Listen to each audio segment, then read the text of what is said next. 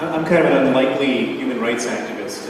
As Gerald introduced me before, I was originally a hedge fund manager in Russia, and I ended up in this field of human rights activism as a result of a very heartbreaking story of Sergey Magnitsky. Many of you have heard the name Sergey Magnitsky. Probably many of you know the story of Sergey Magnitsky. But for the benefit of those who don't, I just want to briefly summarize what happened to Sergey Magnitsky and how that changed me into an activist, and how that has led me to a way of dealing with some of these infuriating stories that we've heard today, so that we have some cause of action against the people who do these terrible things. So I was investing in Russia. I ran an investment fund called Hermitage Fund. My fund I discovered massive fraud that was taking place in the companies that I was investing in. Companies that you've heard of, like Gazprom, Sberbank, and Lukoil. The management of those companies were stealing lots of money. And I thought that was not fair, that they were stealing all the money. And so I looked around to see, well, what could I do to stop them from stealing the money in these companies that I own shares in. And I discovered that there was really nothing in the official system that you could do. The Russian police don't police, the Russian politicians are corrupt, etc. And so I decided to do the only thing that was in my power to do, which was to figure out how they did the stealing, and then to expose it through the international media. And as you might imagine, the people who were stealing money didn't find that too pleasant, and they didn't like me very much. And so after doing this for a few years, I was expelled from Russia in 2005, and I was declared a threat to national security. I quickly got all my people out, and I got all of our money out, because I figured that when the Russians go after you, they don't go after you lightly. And I thought I was done with Russia, but they were just getting started with me. And 18 months later, the police raided my offices in Moscow and raided the offices of my law firm, Firestone Duncan. We actually have Jameson Firestone, who's sitting up here in the white shirt in the second row. We'll probably talk about this more tomorrow. And the police seized all of the corporate documents of my companies that were empty at this point, but they didn't know it. And then the next thing that we discovered was that we no longer owned our companies anymore, and the police had stolen the companies using the documents they seized in the raid. At this point, I hired Sergey Magnitsky, who was a 36-year-old lawyer who worked for Jameson Firestone at this law firm, to help me investigate. And through a very long and intensive investigation, he discovered that not only had they stolen my companies, but the police had stolen $230 million of taxes that we paid to the Russian government. And so they weren't just trying to steal our money, which they didn't succeed in doing, but they were stealing the country's own money. The police, together with tax officials and organized criminals, stole $230 million. Sergey Magnitsky discovered this, and as a good patriot of Russia, he decided that he was going to try to get justice for his country for the stolen money. And he ended up testifying against the police officers who were involved in the raid that took the documents that we used. And instead of investigating the police officers, the same police officers he testified against came to his home about a month later in front of his wife and 2 children, arrested him, put him in pretrial detention, and then started to torture him to get him to withdraw his testimony. They put him in cells with 14 inmates and only 8 beds, and left the lights on 24 hours a day to impose sleep deprivation. They put him in cells with no window panes in December in Moscow, where there was no heat, so he nearly froze to death. Just the opposite problem with Azerbaijan. They put him in cells with no toilet, just a hole in the floor where the sewage would come bubbling up. And after 6 months of this, he became ill. He lost 20 kilos. He was diagnosed as having pancreatitis and gallstones, and he was needing an operation. But instead of operating on him, they abruptly moved him to a prison without any medical facilities. And at the new prison, they then denied him all medical care, in spite of writing 20 different requests to every different branch of the Russian penal, law enforcement, and judicial system begging for medical attention. The pain got so intense he could barely stand. This didn't go on for just a day or a week. This went on for several months. And finally, on November 16, 2009, his body finally gave out. He went into critical condition on that night. And it was only then that they decided to move him back to a prison facility that had a hospital. But when he arrived at the prison with a hospital, instead of putting him in the emergency room, they put him in an isolation cell, and 8 riot guards with rubber batons came into his cell and beat him for 1 hour and 18 minutes until he died at the age of 37. That was 4 years ago. I learned about this on November 17th, the day afterwards, and it was like a knife going right into my heart. And I made a vow then and there that I was going to get justice for Sergey Magnitsky. And for the last 4.5 years, I've been on a quest to get justice for Sergey Magnitsky.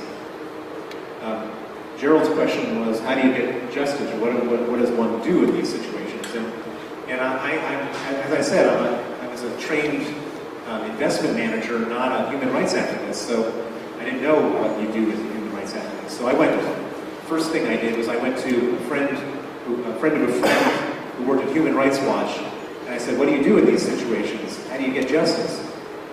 And this person at Human Rights Watch offered to be very helpful and sort of started to advise me on a regular basis and told me things like, well, you go to the European Union, go to the European Commission, and try to get them to bring up the case with the Russians. So I went to Brussels, and they got them to bring up the case with the Russians, and the Russians didn't care. And then she said, how about going to the US State Department and get them to put Sergey's name in their annual human rights report.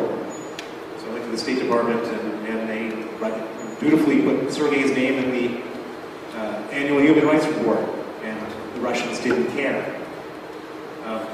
And I kept on escalating all of these normal tools that you're supposed to use as a human rights activist, getting governments to bring it up, putting in reports, naming names, and the Russians didn't care. Why didn't they care? Because it had there was no consequence to anybody. So I said to myself, well, what can we do that they would care about? And the answer was that they care about, these guys do these crimes often for money. It's all about corruption for the most part. Why are all these people being put in prison in Azerbaijan? I think they're being put in prison in Azerbaijan because the government doesn't want their corruption exposed. Why did Putin invade Ukraine? He didn't invade Ukraine because he cared about Ukraine. He invaded Ukraine to create a distraction because he's one of the most corrupt kleptocrats in the history of the world. These guys care about their money. And what's interesting is that they care about their money, but they care about their money so much they don't keep it in Russia. They keep it in the West. As Ben Judah said earlier, it's all here.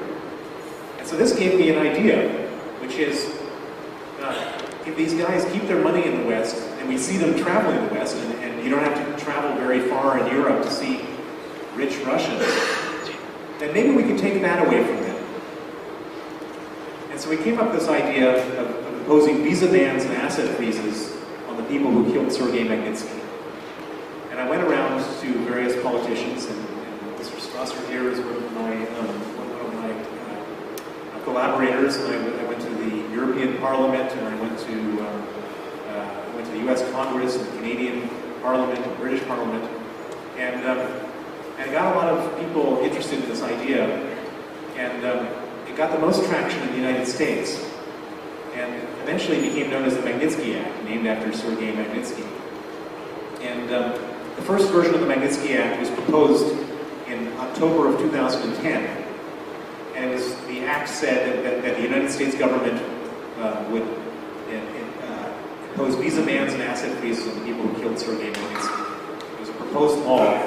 They launched it, and the most interesting thing happened, which was after it was launched, every other victim of human rights abuse in Russia that had the opportunity to travel to Washington came to these senators, Senator McCain and Senator Cardin, and said, you figured out the Achilles heel of the Russian regime. This is what they care about, their money and their travel. Can you add the person who killed my brother, my father, my sister, my mother, to your Magnitsky list? And after about 10 of these approaches, the senators decided that they figured out that they were onto something much bigger than just one case, one tragic case. And they added 65 words to the law to say that not only are they going to sanction the people who killed Sergey Magnitsky, but they're going to sanction the people who have committed other gross human rights abuses in Russia. And this thing took off like wildfire, and it eventually led to a vote at the end of 2012 in which 92 senators voted in favor, 4 against, and the Magnitsky Act passed the Senate. 89% of the House of Representatives voted in favor of it, and President Obama signed it into law in December. And let me tell you something. This is a piece of legislation that truly terrifies the Russian regime. It terrifies them because it means there's nothing that Putin can do to protect the people who carry out his orders and the orders of his regime in committing gross human rights abuses. When these people do bad stuff, there's a chance that those people won't be able to travel again, and they'll be sanctioned, and their assets will be frozen. The idea is not exclusive to Russia anymore. The same senators, Senator Cardin and McCain, are now working on a global Magnitsky Act, which would apply to all countries. It would apply to Azerbaijan, and to Kazakhstan, to Belarus, and all the places where people are going to be talking about here in this conference. And this is the new technology of human rights advocacy. It's going after their money and going after their travel. We live in a globalized world now where Khmer Rouge didn't go to Saint-Tropez, but all these guys who are doing this stuff now do, and they want to keep on going to Saint-Tropez. And we now got leverage to do something to stop them. And so, as we all brainstorm about what needs to be done, we've got a tool, and now this needs to be implemented further in the United States, and we need to get this tool implemented more importantly in Europe, because the people who are doing this are traveling a lot more often to Saint-Tropez and to Sardinia and to Malaga and Marbella than they are to anywhere else. And so for anyone who's interested, I'd be glad to share how we all could work together on this, but this is the thing that shivers up the spines of corrupt leaders in these countries. I'm kind of an unlikely human rights activist, and as Gerald introduced me before, I was originally a hedge fund manager in Russia, and I ended up in this field of human rights activism as a result of a very heartbreaking story of dealing with some of these infuriating stories that we heard today, so that we have some cause of action against the people who do these terrible things. So I was investing in Russia.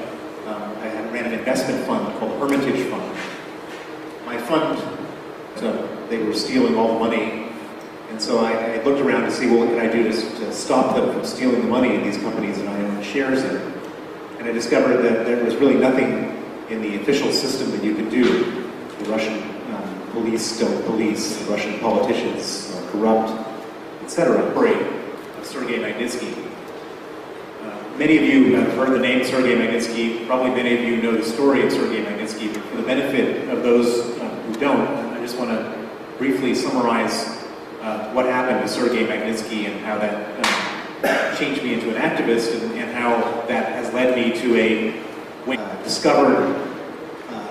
I discovered massive fraud that was taking place in the companies that I was investing in. Companies that you've heard of, like Gazprom, Sberbank, and Lukoil. The management of those companies were stealing lots of money. And I thought that was not fair that